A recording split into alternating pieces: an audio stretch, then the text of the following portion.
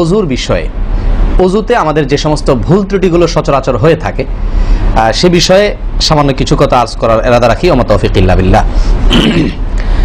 আমরা সকলেই কম বেশ জানি যে অজু বা পবিত্রতা এটা হলো সালাতের চাবি। নবী সাল্লাল্লাহু আলাইহি ওয়াসাল্লামের সূরা আবু দাউদে বর্ণিত হাদিস আছে, তিনি বলেছেন মিফতাহুস সালাতি আত-তাহুর, সালাতের বা নামাজের চাবি হলো কি? পবিত্রতা বা অজু। তো চাবি যদি ঠিক থাকে, পারফেক্ট হয়, তাহলে তালা খুলবে। আর যদি চাবি পারফেক্ট না হয়, ঠিক না হয়, তাহলে সেক্ষেত্রে তালা খুলবে না। ওই চাবি দিয়ে আপনি ঘরে প্রবেশ করতে পারবেন না। তো পবিত্রতার সবচাইতে কমন পবিত্রতা হলো অজু। এই অজুর বিষয়ে আমাদের বেশ কিছু ত্রুটি, বেশ কিছু ভুল ভ্রান্তি হয়ে থাকে। অজুর যে ভুলগুলো হয়তো আপনিও করেন, আমরাও করছি প্রতিনিয়ত, কিন্তু জানি না। তো সেগুলো নিয়ে আমরা সংক্ষেপে আলোচনা করব। নবী সাল্লাল্লাহু আলাইহি ওয়াসাল্লাম বুখারী মুসলিমের হাদিসে আসছে, তিনি বলেছেন লা তুকবালু সালাতুন বিগাইরি তাহুরিন, পবিত্রতা ছাড়া কোনো সালাত কবুল হবে না। কোনো সালাত আল্লাহর কাছে অ্যাকসেপ্টেড, গ্রহণযোগ্য হবে না কি ছাড়া? তাহারাত ছাড়া, অজু ছাড়া। প্রিয় ভাইরা, অজু দুই প্রকার, একটা হলো কোন রকম অজু, আরেকটা হলো পূর্ণাঙ্গ অজু। একটা হলো কোন রকম অজু, আরেকটা হলো কি? পূর্ণাঙ্গ অজু। পূর্ণাঙ্গ অজু যেটা, এটাকে হাদিসের ভাষায় বলা হয়েছে ইসবাগুল ওযু। পূর্ণাঙ্গভাবে ওযু করা, এটাকে বলা হয়েছে ইসবাগুল ওযু, অর্থাৎ ওযুকে পরিপূর্ণভাবে করা। আরেকটা হলো যেন-তেনভাবে কোন রকম ভাবে ওযু সেরে ফেলা। তার ভিতরে এক নম্বরের ভুল হলো, যেটি আমাদের হয়ে থাকে ওযুর ক্ষেত্রে অনেকেরই, সেটা হলো বিসমিল্লাহ পাঠ না করা। ওযু শুরুতে কি পাঠ করতে হয়? বিসমিল্লাহ। আপনি যখন হাত ধুয়ে ওযু শুরু করবেন, দুই হাতের কবজি দুই হাতে ওযু শুরু করবেন না, প্রথম কাজ, তার আগে আপনি কি করবেন? বিসমিল্লাহ। বিসমিল্লাহ বলে হাত ধুয়ে তারপর ওযু শুরু করবেন। বহু লোক আছি আমরা ওযুখানায় ওই গল্প করতেছি, আড্ডা মারতেছি, কথাবার্তা বলতেছি, এই বলতে বলতে ওযু শুরু করে দিছি। তাহলে বিসমিল্লাহ কখন পড়তেছি?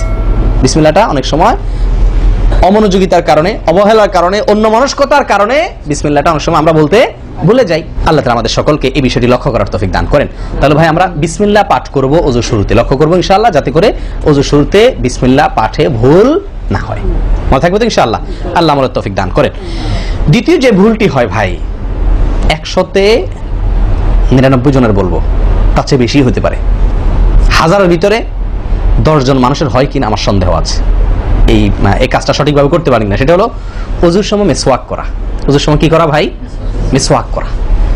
এটি এত গুরুত্বপূর্ণ সুন্নাত যে নবী সাল্লাল্লাহু আলাইহি ওয়াসাল্লাম বলেছেন, বুখারীর হাদিস, লাউলা আন আশুক্কা আলা উম্মতি লা আমারতুহুম বিসওয়াকি ইনদা কুল্লি ওযু। বুখারীর হাদিস। নবী সাল্লাল্লাহু আলাইহি ওয়াসাল্লাম বলেন, আমার উম্মতের জন্য যদি কঠিন না হতো, তাদের জন্য কষ্টের কারণ না হতো, তাহলে আমি তাদেরকে বাধ্যতামূলক করে দিতাম, ফরজ করে দিতাম কি? প্রত্যেক ওযুর সময় মিসওয়াক করা। নাই বললেই চলে। কি বলেন, এই আমলটাকে পুনর্জীবন দেওয়া যায় কি না? যায় না। অন্য কারোর জন্য না, আমার নিজের জন্য। আমি মিসওয়াক করব, তার উপকারিতা আমি নিজে পাবো। দুনিয়াতে পাবো মানি ভালো থাকবে, মুখে দুর্গন্ধ দূর হবে, মুখ পরিচ্ছন্ন হবে। আখেরাতে পাবো নবী সাল্লাল্লাহু আলাইহি ওয়াসাল্লামের সুন্নাহ পালনের মাধ্যমে ওযু সুন্দর হবে। ওযু সুন্দর হলে সালাত ঠিক হবে, সালাত ঠিক হলে জান্নাতে যেতে পারবো। তাহলে একটার সাথে সম্পর্কযুক্ত। মিসওয়াক করব তো ইনশাআল্লাহ। 3 নম্বর যে ভুলটা আমাদের হয়ে থাকে, সেটা হলো কুলির মধ্যে। দেখেন, প্রত্যেকটা কাজেই কিন্তু আমি একটা করে আপনাদের দেখাচ্ছি ওযুর প্রত্যেকটা কাজে আমাদের ত্রুটিগুলো হয় কিভাবে। দেখেন, কুলির সময় ভুল হয়। কি ভুল হয়? কুলিটা যেভাবে করার কথা সেভাবে আমরা করি না। হাদিসে কুলির বিষয়ে নির্দেশ এসেছে, সেটাকে বলা হয়েছে মাদমাদা। মাদমাদা আরবি শব্দ, এটার বাংলা অর্থ হয় কুলি করা বা কুলকুচি করা বা কুলকুচা করা।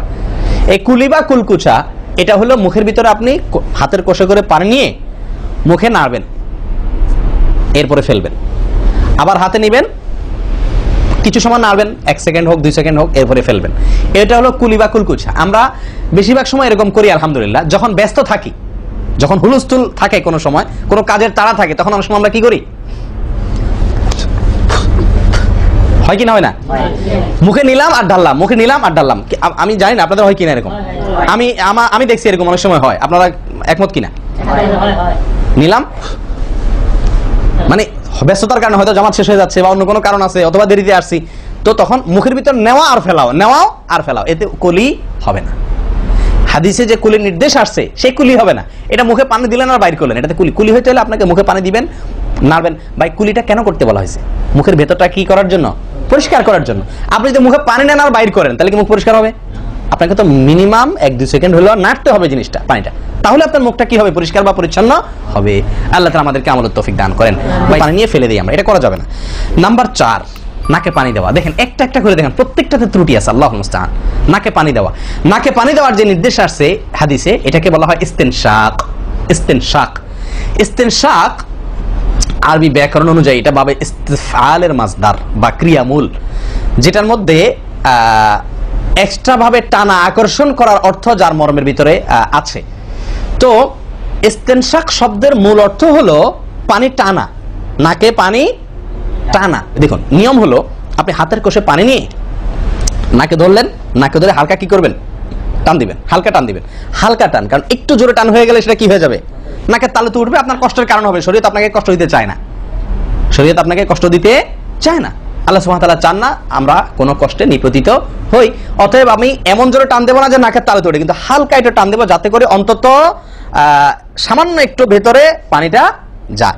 নাকে পানি দেওয়ার উদ্দেশ্য আর কুলি করার উদ্দেশ্য এক। নাকে পানি দেওয়ার উদ্দেশ্য হলো নাকের ভেতরের যে ময়লাগুলা, ধারে কাছে যে ময়লাগুলো আছে, এগুলো যেন পরিষ্কার হয়ে যায়। আল্লাহর দরবারে দাঁড়াবো পরিচ্ছন্ন হয়ে, পবিত্র হয়ে। হ্যাঁ, এই জন্য নাকে পানি দেওয়ার নির্দেশ আছে। এখন বেডরুম আপনার নাকের বাঁশি, বুঝতে পারছেন?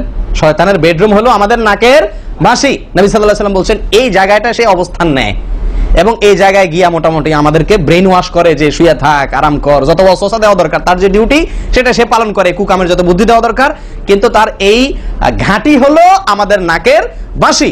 ওজুর সময় যদি আমরা এটাকে সুন্নাহ পালন করতে গিয়ে এটাকে ঝাড়ি, তাহলে শয়তান দূর হয়ে যায়। কথা বুঝতে পারছি ভাই? এই বিষয়ে আরো কয়েকটি হাদিস আছে যে হাদিসগুলো দ্বারা বোঝা যায় যে শয়তানের অবস্থান এই জায়গাটাতে থাকে মানুষের দেহে। তো আপনি যদি শরীরটাকে ফুরফুরে করতে চান, শয়তান ওয়াসওয়াসা থেকে ফ্রেশ হয়ে যেতে চান, তাহলে আপনার নাক ঝাড়ার আমলটার ব্যাপারে গুরুত্ব দিতে হবে ভাই। এরপর আসি আরেকটি গুরুত্বপূর্ণ আমল যেটি হয় না, বা আরেকটি ত্রুটি ওযুতে, সেটি হলো আঙ্গুল খেলাল না করা। ওযুতে কি না করা? আঙ্গুল খেলাল না করা। আঙ্গুল খেলাল হলো হাত এবং পায়ের আঙ্গুলের যে চিপাগুলো আছে, এই চিপাগুলোতে পানি পৌঁছানোর জন্য, পানি পৌঁছানোটা নিশ্চিত করার জন্য কি করতে হবে? এক হাতের আঙ্গুলকে অন্য হাতের আঙ্গুলের চিপায় ঢুকায়া এভাবে কি করতে হবে? একটু হালকা নাড়তে হবে, যাতে করে জায়গাটাতে চিপাটাতে পানি গেছে এটা নিষ্কারণ। এই চিপাগুলোতে পানি নাও যেতে পারে শুকিয়ে থাকার কারণে। তারপরে যদি একটু না দেন পানির ভিজা আঙ্গুল দিয়া, তাহলে ইনশাআল্লাহ ওখানে পানি পৌঁছানোটা মোটামুটি নিশ্চিত হয়ে যাবে। ঠিক না? ঠিক। তাহলে এই জিনিসটা অনেক সময় আমরা করি না, অথচ নবী সাল্লাল্লাহু আলাইহি ওয়াসাল্লামের নির্দেশ আছে আলাদা। তিনি বলেছেন, আবু দাউদের হাদিস, আসবিগিল ওযুআ ওয়া খাল্লিল বাইনাল আসাবি'। ওযুকে পরিপূর্ণভাবে করো। আর ওযুকে পরিপূর্ণভাবে করার একটি অন্যতম কাজ হলো আপনার আঙ্গুলের মাঝে কি করা? খেলাল করা। তিনি বলেছেন তোমরা আঙ্গুলের মাঝে খেলাল করবে, এক আঙ্গুলকে অন্য আঙ্গুলের মাঝে প্রবেশ করে পরিষ্কার করবে। এটা হলো হাতের আঙ্গুল। পায়ের আঙ্গুল কিভাবে করবেন? পায়ের আঙ্গুল তো আর এক আঙ্গুল অন্য পায়ের আঙ্গুল ঢুকাতে পারবেন না। সেটা করবেন হলো, অন্য হাদিসে আসছে, এই যে কোন আঙ্গুল আছে না, কোন আঙ্গুল দিয়া সব চিপাগুলোতে কি করবেন? ঘষা দিবেন। কোন আঙ্গুল দিয়া আপনার সব পায়ের আঙ্গুল চিপা দান করেন। প্রিয় ভাইয়েরা, ওযুর ক্ষেত্রে আরেকটি ভুল, এই যতগুলো ভুল বললাম এর ভিতরে বড় দুটি ভুল বলে ওযুর ভুলকে আমরা শেষের দিকে চলে আসছি। একটি বড় ভুল হলো শুকনা থেকে যাওয়া। কোন জায়গা যদি আপনার অবহেলার কারণে শুকনা থেকে যায়, ওযুর অঙ্গগুলো যেগুলো ধুইতে হবে, তার কোনো অঙ্গ যদি শুকনা থেকে যায়, ওযু হবে? ওযু হবে না। এক ব্যক্তি ওযু করে আসছেন, নবী সাল্লাল্লাহু আলাইহি ওয়াসাল্লাম দেখেছেন তার ওযুর কোন জায়গা শুকনা আছে, তিনি বললেন যাও আবার ওযু করো, তোমার ওযু হয় নাই। তিনি তাকে পুনরায় ওযু করাইছেন। কেন? তার ওযু সঠিকভাবে হয় না, শুকনা রয়ে গেছে। অনেক সময় দেখা যায় আমাদের অনেক ভাই ওযু করেন, ওযু করলে বেশ কিছু জায়গা, বিশেষ করে যে কোন জায়গাটা, এই জায়গাটা দেখা যায় শুকনা থাকে। এই যে কানের লতির এই যে জায়গাটা, এখানে দেখা যায় একটু কি থাকে? শুকনা থাকে। কপালের দিকে দেখা যায় শুকনা থাকে। এই জায়গাগুলো অনেক সময় দেখা যায়, বহু লোককে দেখা যায় ওযু করে আসছে, এখানে শুকনা, এখানে শুকনা, পায়ের গোড়ালি গিরা এই জায়গাগুলোতে শুকনা। কারণ হলো ওই যে অবহেলা করে ওযু করছে, কোন রকম ওযু করছে, ওযুটা যেভাবে করা দরকার সেভাবে করে নাই। ভাই এই জিনিসটা লক্ষ্য করা দরকার, কি দরকার না? ওযুই হবে না। এই যে ভুলগুলো বললাম, এগুলা হলে আপনার ওযু হয়ে যাবে, কাগজে কলমে ওযু হয়ে যাবে। কিন্তু এখনকার যে ভুলটা বললাম, যদি শুকনা না থাকে, যে আল্লাহ মাফ করেন, তাহলে কাগজে কলমে ওযু হবে না, কাগজে কলমেও কি হবে না? ওযু হবে না। এটি বড় ভুল, এটাও বিশাল বড় ভুল। সেটা হলো পানি অপচয় করা। পানি অপচয় করা, আল্লাহ মাফ করেন, এটা থেকে মুক্ত আমরা কেউই না বোধহয়। ওযুর ক্ষেত্রে আরেকটা ভুল হলো ভাই, চাপাচাপি করে ওযু করা, ওযু ধরে রাখা, চাপাচাপি করে ওযু ধরে রাখা। এই ভুলটা প্রচুর পরিমাণ হয়, বিশেষ করে শীতের দিনে। গরমের দিনে আলহামদুলিল্লাহ ওয়াজ করার দরকার হয় না, মনে না মানে ওযু দরকার না হলে ওযু করি আমরা, ঠিক আছে না? বিশেষ করে মরুভূমি এলাকাতে, গরমের জায়গাতে। কিন্তু শীতের দিন আসলে সুবহানাল্লাহ, আসরের ওযুতে চেষ্টা করি টেনে টুনে আসা পর্যন্ত নিয়ে যাওয়ার জন্য, ঠিক না? ঠিক একটা চেষ্টা থাকে যে আসরের ওযুতে মাগরিব গেছে যেহেতু, পেশাবের বেগ আছে, বায়ুর বেগ আছে, বাথরুমের বেগ আছে, তো একটু চাইপা চুপা যদি ধরে রাখতে পারে এসাটা হয়ে গেলে এসা বলো তার উজু করা লাগলো না, খালাস উজু করাতে বেঁচে গেলাম ঠান্ডার দিনে। যারা চাপাচাপি করে উজু ধরে না রেখে উজু ছুটতেছে ছেড়ে দেয় এরপরে যা উজু করে আসে, এদের জন্য বিশাল বড় পুরস্কার আছে, বিশাল বড় পুরস্কার, একটি নয় তিনটি পুরস্কার, কিছু ভুল ধারণাও আছে। যাই হোক, উজুতে যে ভুলগুলো হয়ে থাকে আমি আবার বলে দিচ্ছি এক নজরে। এক, আপনার বিসমিল্লাহ না বলা, শুরুতে বিসমিল্লাহ ভুলে যাওয়া বা না বলা, এটা ভুল। আরেকটা হলো মেসওয়াক না করা, কুলি করার সময় মেসওয়াক না করা, এটা কমন ভুল হয়ে গেছে। 3 নম্বর হলো কুলিটা সুন্দরভাবে না করা, পানিতে মুখে পানি কোষ করে নিয়ে এরপরে কিছু সময় মুখের ভিতরে করে নাড়াতে হবে, না নাড়ানো এটা আরেকটা ভুল, নিয়ে ফেলে দিলাম তাড়াহুড়া করে, এটা আরেকটা ভুল। 4 নম্বর হলো আপনার নাকে পানি ছিটাই আমরা, এটা আরেকটা ভুল, ছিটানো যাবে না, নাকে পানি টানতে হবে অথবা পানি দিতে হবে, কিন্তু পানি কি করা যাবে না, ছিটানো যাবে না, ছিটানোটা আরেকটা ভুল। 5 নম্বর হলো আপনার নাক ঝাড়া, নাকে পানি দেওয়ার পরে কি করতে হয়, নাক ঝাড়তে হয়। আবার দেখেন ডানে বামে লোকজন দেখে ঝাড়েন, বিশেষ করে উজুখানাতে যদি করেন উল্টাপাল্টা আপনার নাক ঝাড়া মার খায়েন না, তখন আমার কথা বলেন না, আমার যে মৌলভী সবার ওয়াজ শুনে আমি মার খাইছি। দেখেন নাক ঝাড়ার সময় দেখে শোনা আশপাশে দেখে নিজের নিয়ন্ত্রণে রেখে নাক ঝাড়ানো, কিন্তু ঝাড়তে হবে, ঝাড়াটা একটা সুন্নাহ আমল, এটি বিলুপ্ত হওয়ার পথে। 6 নম্বর হলো ভাই আঙ্গুল খেলাল করা, কি করা, আঙ্গুল খেলাল করা, এটা উঠে গেছে, পায়ের আঙ্গুল খেলাল করতে হবে, কোন আঙ্গুল দিয়ে হাদিসে আসছে, আর হাতের আঙ্গুল এগুলা দিয়া, কারণ এগুলাতে জাহান্নামের আগুন প্রবেশ করবে যদি এগুলো শুকনা থাকে, সালাত হবে না।